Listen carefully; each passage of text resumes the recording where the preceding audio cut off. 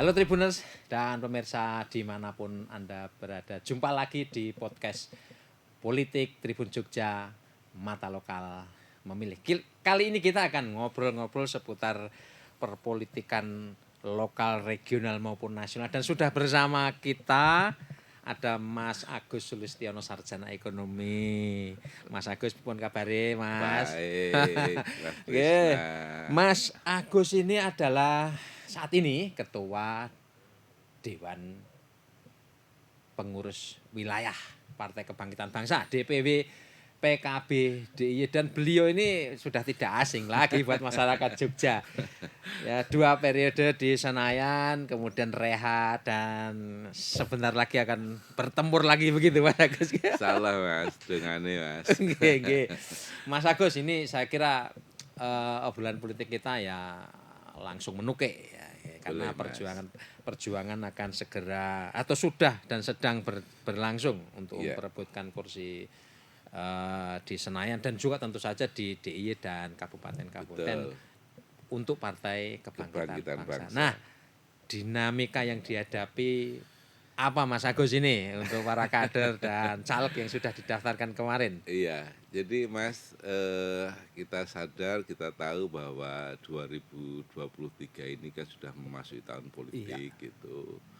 Proses-proses yang harus kita lakukan dari mulai proses penjaringan bakal calon, akhirnya seleksi bakal calon, yang pada akhirnya kita daftarkan bakal calon ke KPU pada tanggal 1 sampai dengan 14 Mei Iya, iya. kemarin. Dan alhamdulillah di Jogja, di DPW PKB maupun DPC PKB se-DIY sudah bisa melaksanakan itu dengan baik.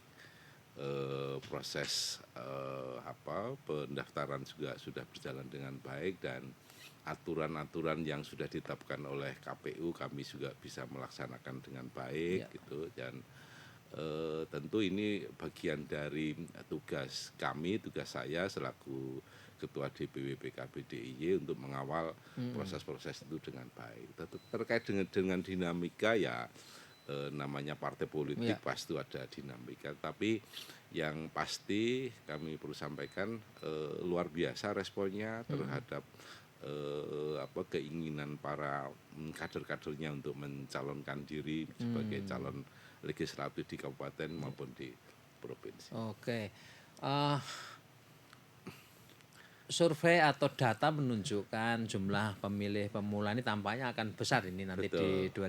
2024 Iya, ini. Nah, iya, PKB identik dengan basis pemilih tradisional. Nah, iya, ini gimana Mas siasatnya ini? Apakah memang iya, komposisi caleg-calegnya banyak yang muda iya, atau mungkin mengakomodasi iya, caleg-caleg yang dari kelompok iya, perempuan dan iya, sebagainya, ini iya. bisa dijelaskan? Ya, jadi terkait dengan ketentuan bahwa bakal caleg anggota DPRD provinsi kabupaten itu kan harus memenuhi minimal 30% Oke. unsur Ya, ya. perempuan, keterwakilan perempuan. Dan Ya. alhamdulillah data kami dan realitas yang kami lakukan itu lebih dari 42%. Untuk Wah, ya, provinsi ya, ya, DIY ya. sendiri aja ada 45% Wah, itu untuk besar kota juga ya. perempuan. Di kabupaten-kabupaten lebih dari 40. Artinya dari sisi keterwakilan perempuan, mengakomodir kepentingan perempuan, alhamdulillah sudah kami lakukan. Dan perlu catatan tidak hanya sekedar pemenuhan, tetapi kami juga menempatkan kader-kader perempuan itu di posisi-posisi yang menurut saya patut untuk kita acungi jempol Ya, dan ya, ya. untuk berkompetisi. Nah, terkait dengan jumlah pemilih milenial Ya, yang ya. tahun 2019 itu belum pernah ikut Ya. pemilu, belum ikut nyoblos, dan hasil survei kan kurang lebih sekitar 37%-an gitu untuk pemilih pemula. Dan alhamdulillah di caleg-caleg kami juga menempatkan kader-kader juga bakal calon itu ikut kontestasi di Pileg di 2024 yang akan datang. Tentu kami juga dengan harapan bahwa ketika kami menempatkan kader pemula di bakal caleg dan itu bisa dengan harapan bisa mewakili teman-teman di komunitas pemula itu. Pemula yang Ya, muda lah ya. iya, Nah, iya. gini, ini menarik juga.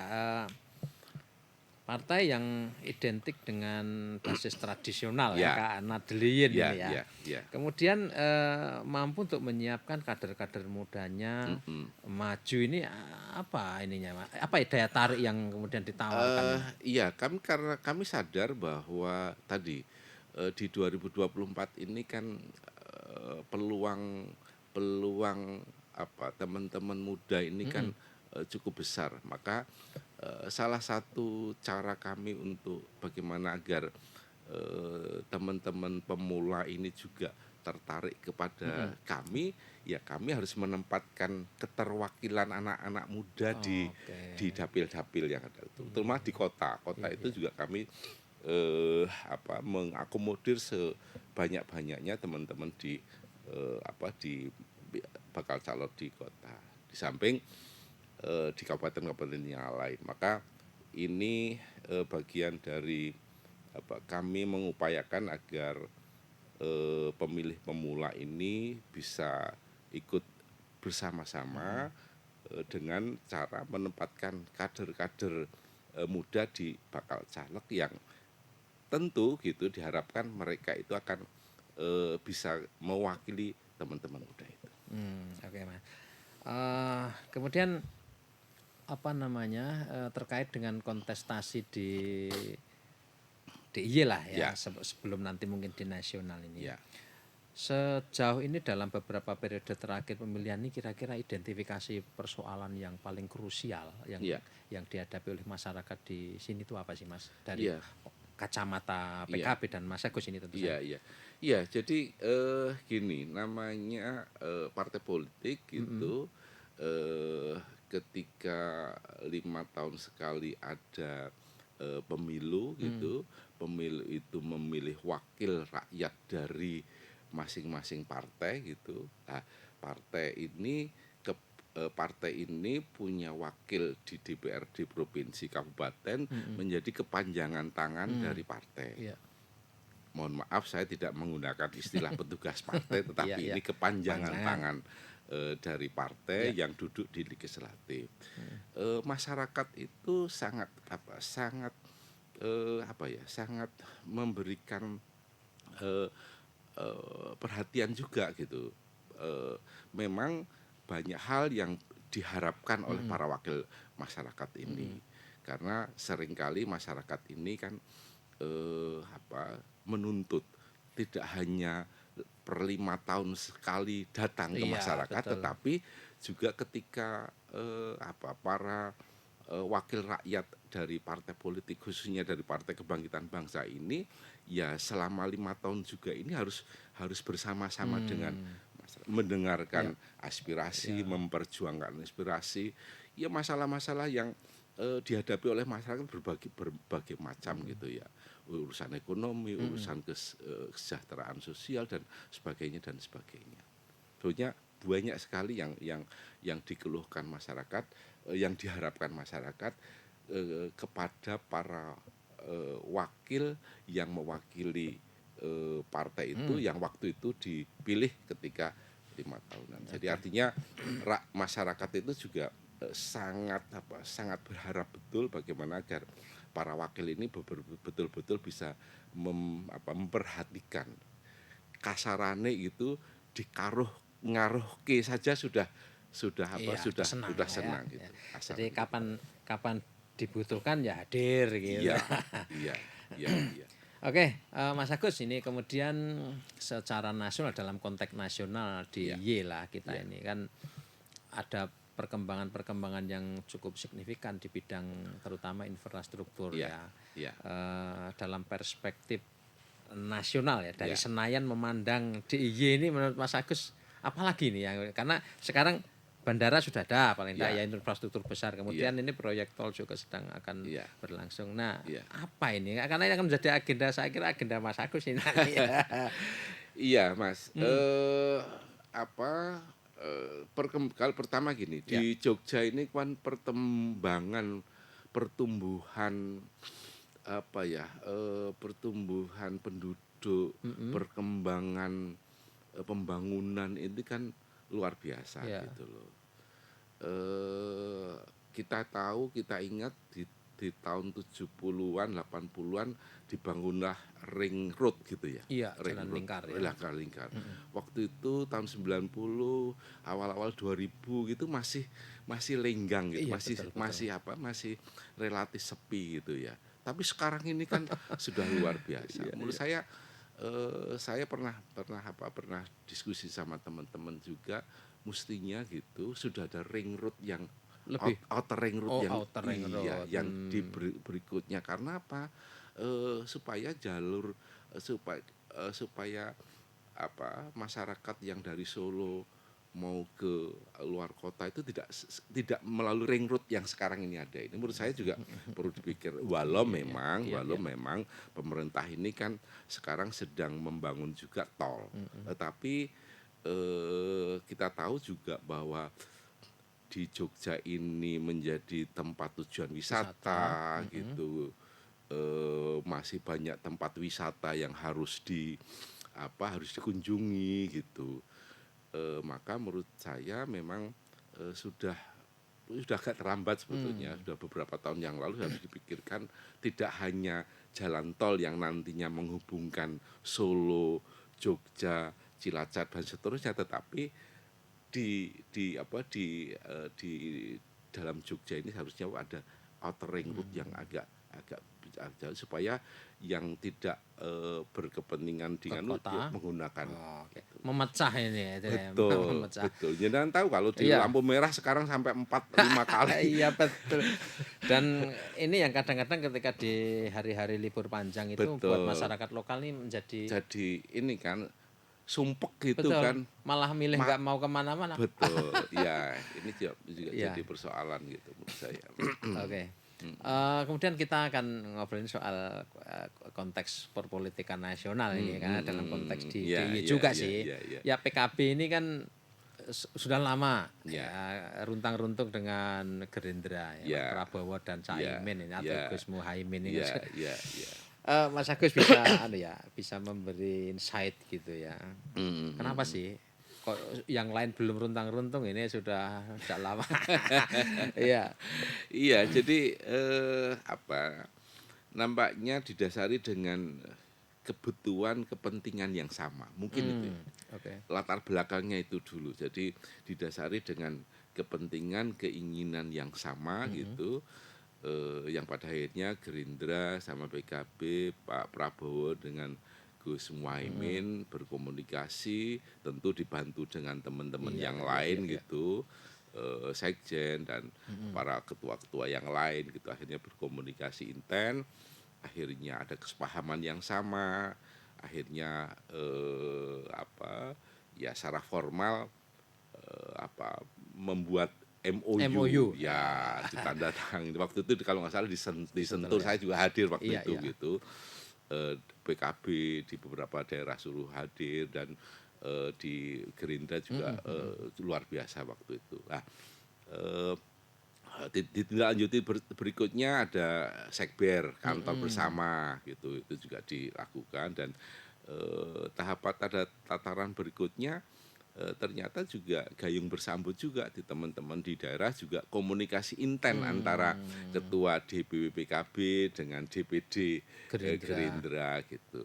Menurut Mmm. saya ini juga, sesuatu yang baik Iya gitu, iya. karena sekali lagi itu didasari dengan keinginan, yang sama Mmm, bagaimana membangun Indonesia itu jauh lebih baik mhm. tanpa, apa ya, tanpa mendahulukan siapa yang mau jadi presiden, Mmm. siapa enggak. Jadi Iya itu iya. urusan itu, di kesepakatan itu urusan presiden dan wakil presiden diserahkan kepada Pak Prabowo dan Gus Gus Muhaimin. Muhaimin. Menurut saya jadi tidak ada yang,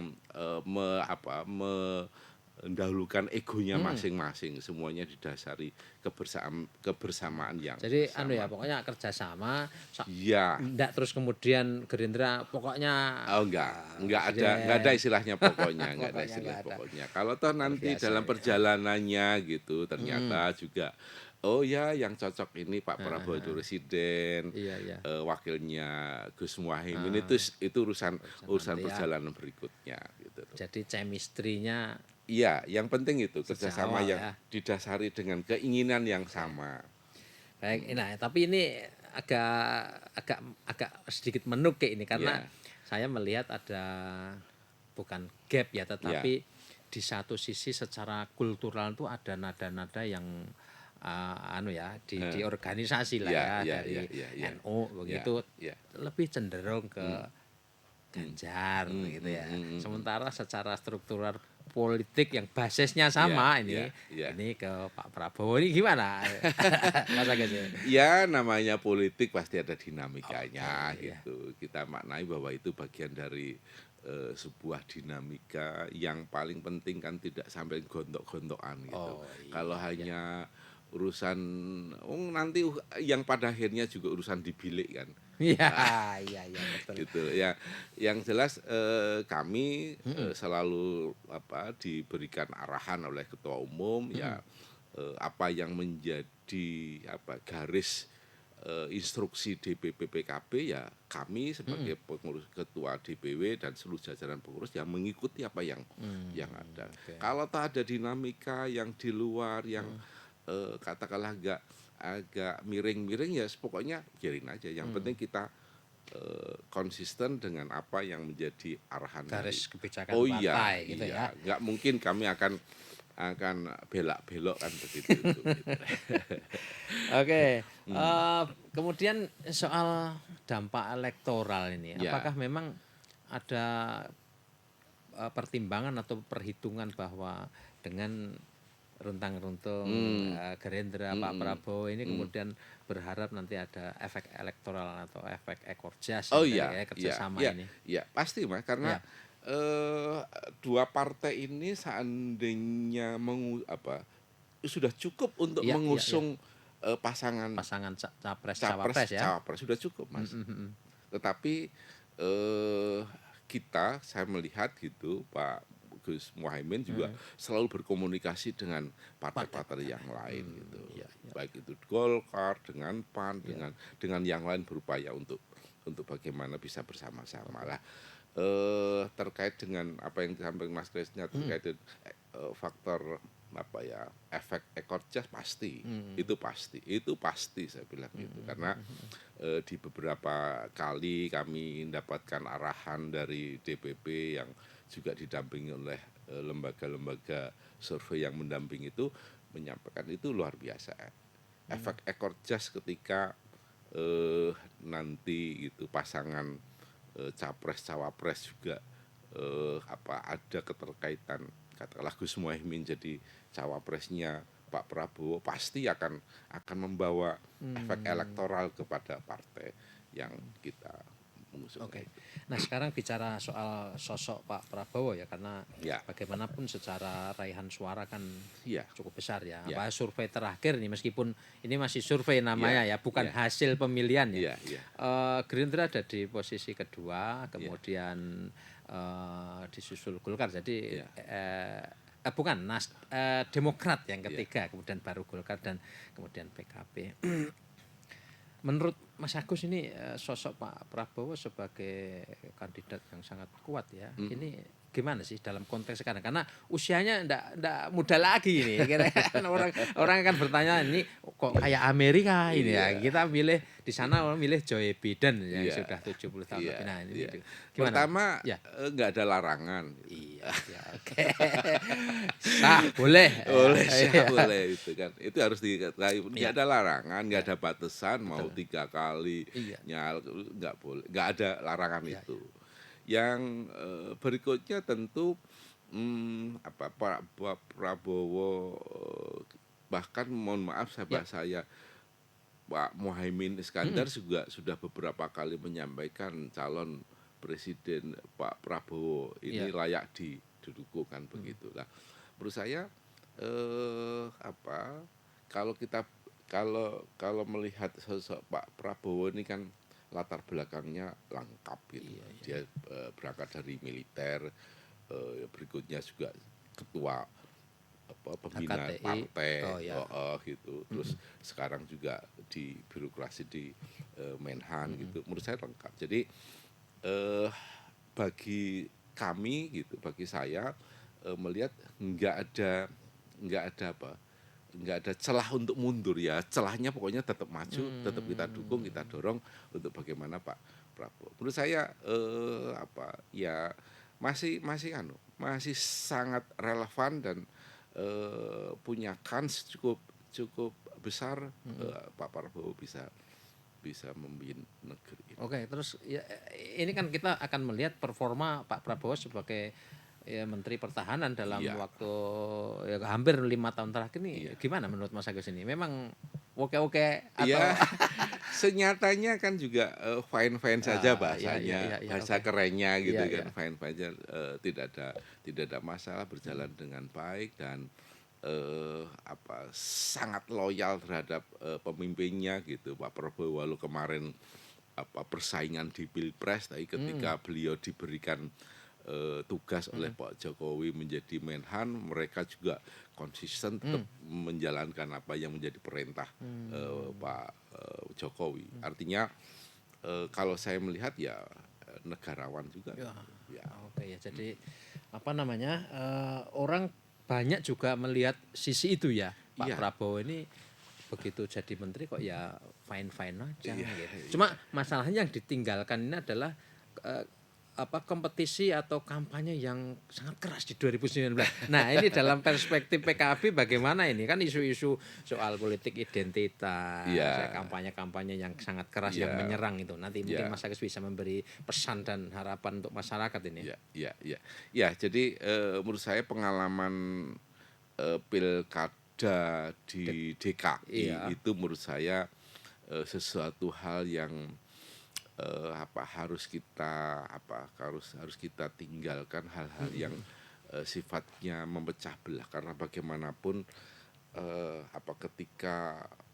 ketika politik ini dicampurkan dengan kepentingan-kepentingan katakanlah itu yang menunjukkan sisi-sisi eh, agama, urusan ras, urusan golongan ini akan jadi carut marut dan kasihan masyarakat Masyarakat gitu, banyak kasihan ya. masyarakat banyak. Maka menurut saya kita harus kesampingkan itu ya walau bagaimanapun gitu juga ini namanya pesta demokrasi harus dimaknai dengan dilakukan dengan riang gembira juga, Gembira ya. tidak boleh dengan hanya pengen menang tetapi justru malah bahasa saya mohon maaf menghalalkan segala cara ini kan akhirnya kasihan Masyarakat ya.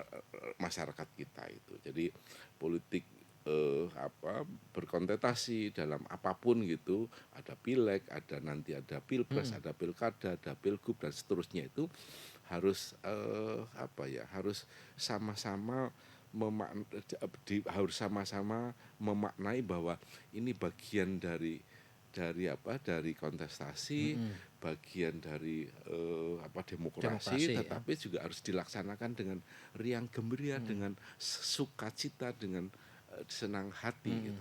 Tidak bisa saling gontok-gontokan. Jadi kompetisi selesai ya sudah selesai kita Iya kembali dong. mestinya ya. Iya. Kita berpolitik harus menggunakan akhlakul karimah. Karimah, ya betul. Nah ini kan Mas Agus udah nggak pernah berhenti nih belusukan lah keliling gitu ke masyarakat ke basis-basis pemilih. Suasana seperti yang tadi diceritakan tuh ada nggak sih sebetulnya itu di masyarakat atau justru sebetulnya mayoritas yang menghendaki yang baik-baik aja gitu? Ya, di beberapa tempat itu mereka sangat eh, menyampaikan harapan di beberapa tempat. Tetapi di tempat lain ya ada tingkat kedewasaan juga gitu. Tapi sekali lagi bahwa masyarakat bagaimanapun itu juga punya mata, punya telinga gitu. Sekarang era medsos yang luar biasa kayak gitu. Yang tadinya mungkin tidak kelihatan secara, tapi kan dengan ada medsos ini akan kelihatan dan tahu semuanya. Maka masyarakat juga meminta sebetulnya di beberapa tempat itu agar persoalan-persoalan yang terkait dengan bahasa yang paling keren ada politik identitas mestinya harus semakin hari semakin hilang karena itu juga tidak sejalan dengan apa yang sering kita ini kan juga terkait dengan Pancasila dan itu tidak bertentangan dengan itu.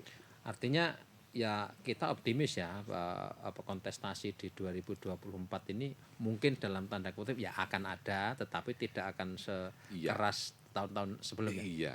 Iya, kami harap begitu dan kami selalu menekankan pada teman-teman di para caleg gitu di internal kami juga sering menyampaikan agar jangan sampai bersinggungan dengan hal-hal yang kira-kira justru malah membuat masyarakat itu apatis terhadap politik. Justru bagaimana kita mengajak seluruh potensi masyarakat yang ada untuk bersama-sama karena bagaimanapun ini bagian dari demokrasi dan 5 tahunan jangan sampai justru malah mencederai demokrasi itu yang ada. Mas Agus, jadi ini kira-kira saya minta untuk memberikan closing statement ya terkait dengan apakah PKB, apakah terkait dengan pencalekan kawan-kawan di PKB di DIY dan juga untuk keperluan ke kontestasi di tingkat nasional nih ke Senayan. Gimana Mas Agus nih, monggo. Ya, pertama ini sudah tahun politik di 2024 ada pileg, ada pilpres, pilkada dan seterusnya. Saya berharap agar seluruh masyarakat yang ada memaknai bahwa ini bagian dari demokrasi. Demokrasi itu harus dilaksanakan dengan sukacita, dengan riang gembira. Kalau dilaksanakan dengan riang gembira pasti akan membawa kita senang. Hasilnya itu tentu nanti akan ketahuan. Tapi kalau kita awal sudah saling berantem, saling ejek mengejek, membela diri dengan membabi buta, menurut saya itu akan berefek tidak baik. Yogyakarta yang berhati nyaman itu harus kita maknai dengan lengkap, dengan komplit bahwa kita harus sama-sama menghargai perbedaan-perbedaan yang ada di Yogyakarta ini. Oke. Baik, Mas Agus, terima kasih untuk waktunya.